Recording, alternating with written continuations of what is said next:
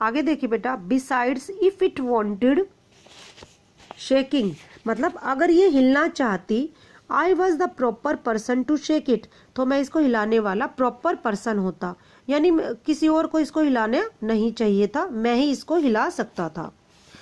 I felt much as I should had the started waking my dog, कि मैंने महसूस किया, ऐसा ही महसूस किया जैसे कि मैंने आई should had started waking the dog, कि जैसे मैंने अपने डॉग को पीटना शुरू कर दिया है। तो उसने बेटा ऐसे ही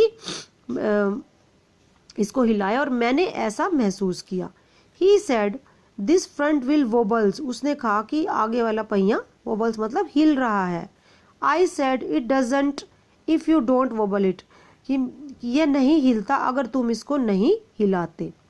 it didn't wobble as a matter of fact nothing worth calling a wobble, it didn't wobble, ये नहीं हिला, as a matter of fact, वास्तव में ये हिला ही नहीं, nothing worth calling a wobble, और इसको हिलाने वाला नहीं बुलाना चाहिए था, या हिलने वाला नहीं बुलाना चाहिए था। मतलब बेटा कि जैसे कई पहिए होते हैं, हम कहते हैं तो हिलाने वाला है भाई, ये हिलने वाला है, हमें इसको बुलाने की ज़रूरत ऐसा नहीं थी। उसने कहा दिस इज़ डेंजरस, कि यह नुकसानदायक है। Have you got a hammer, क्या तुम्हारे पास कोई हथौड़ा है? हैमर मतलब हथौड़ा। I ought to be have been firm, मैं ऐसे ही खड़ा रहा। But I thought that perhaps he really did not something about the business, कि मैंने ये सोचा कि शायद वो इस बिजनेस के बारे में कुछ नहीं जानता। I went to the tool shed, मैं अपने टूल शेड में गया, to see where I could find, कि जहाँ पर मैं इसको ढूंढ सकता था। With the front wheel